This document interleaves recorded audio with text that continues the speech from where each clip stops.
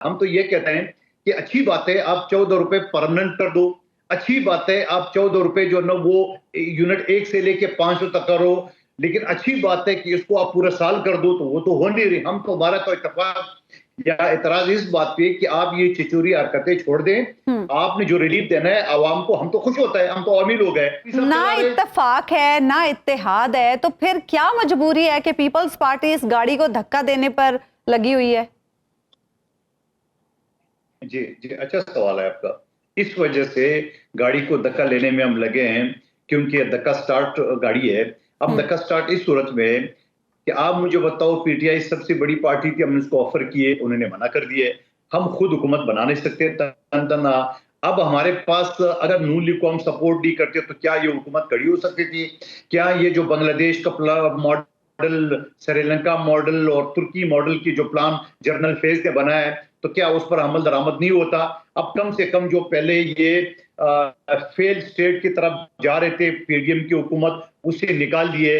अब आप ये चीज देख ले कि कम से कम हम मुतमईन नहीं है वफाकी हुकूमत के मंसूबों से, लेकिन कम से कम इतना तो है, जिस तरह जनरल फेज प्लानिंग बना रहे थे इस मुल्क को ऐसी की तैसी करने में, कम से कम उससे तो बेनकाब कर दिए, उससे तो निकल रहा है। यही हम मुस्लिम लीग नून की हुकूमत के कहते हैं। लेकिन हम देख रहे हैं कि एक तरफ जहां मंदुखैल साहब, जहां पीएमएलएन ने पीपल्स पार्टी को मुश्किल में डाल दिया है, और ये कोई छोटी मुश्किल नहीं है, एक बड़ी पॉलिटिकल मुश्किल में डाला है, उसके साथ हम देखते हैं कि पीपल्स पार्टी तकरीबन हर इकदाम पर कौमी असम्बली में पीएमएलएन का साथ देती है, हुकूमत का साथ देती है, खा वो कोई भी मसला हो। बजट पे शिकवा हुआ लेकिन बजट मंजूर करवाया गया। इसी तरह कई किस्म की कानून साजी हो रही है, वो जैसे इलेक्शन एक्ट 2017 में, उसके ऊपर पाकिस्तान पीपल्स पार्टी साथ चली। हर मामले पर साथ चलते हुए अब आप कैसे, आपके पास तो ये कहने की गुंजाइश कम है कि पीएमएलएन से हमारा कोई इख्तलाफ रह गया। तो इसका मतलब आपका जो अपना सवाल है वो खुद मुतनाज़ा का शिकार हो गया। एक तरफ आप कह रहे थे कि पीपल्स पार्टी नून लीग को मुश्किल में डाल दिया है, दूसरी तरफ आप कह रहे हैं हर जगह। तो मैं कह रहा हूं मुस्लिम लीग नून ने आपको मुश्किल में डाला है। मुश्किल में डाल दिया पीपल्स पार्टी ने, मुस्लिम लीग नून ने आपको एक बड़ी पॉलिटिकल मुसीबत में डाला है ना, कि अपने सूबे में रेट कम कर दी और आपको परेशान कर दिया।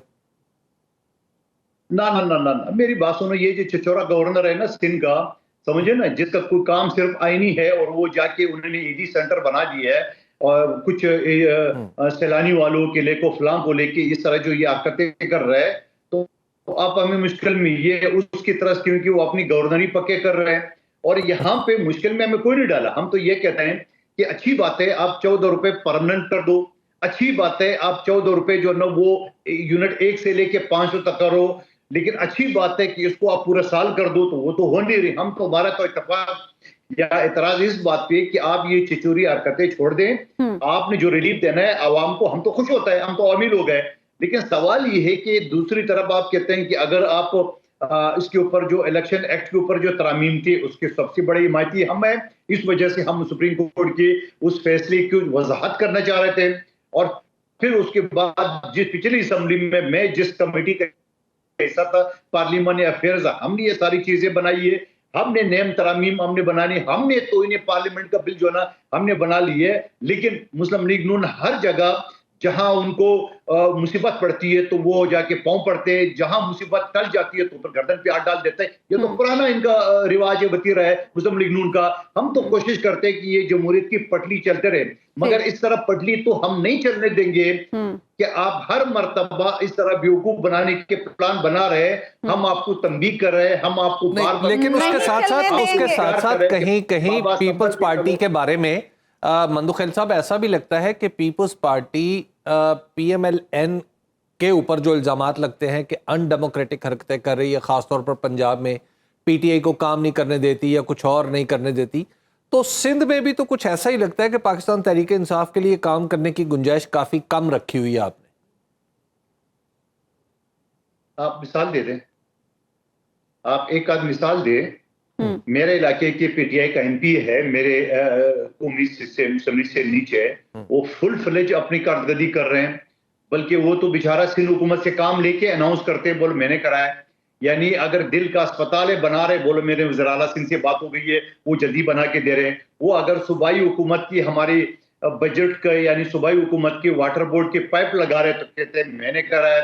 अगर उसने जाके कोई गैस की लाने जहां में 9 अरब रुपए की गैस की लाने मंजूर किया है, वो एक छोटे पाइप पे खड़ा हो जाता है, बोलो मैंने करा है, हमने तो फ्री हैंड दिया, ठीक है बाबा आप शौक पूरा करो। यानी अगर कोई जलसा करना हो पीटीआई ने तो आप इजाजत दे देंगे? मुझे बताओ पीटीआई का, आप मुझे पीटीआई का एक बंदा बता दो जिसके ऊपर कोई हमने टॉर्चर किया है, कोई पुलिस ने किया है, कोई सिंध हुकूमत ने किया है। यहाँ तो खुल्लम-खुल्ला आजादी है। आप देख रहे शेर अफजल मरवत आ गए और एक ही राउंड में इसका पूरा सिंध देख लिए, जलसे जुलूस कर दिए, हर तरफ से आजादी उनको।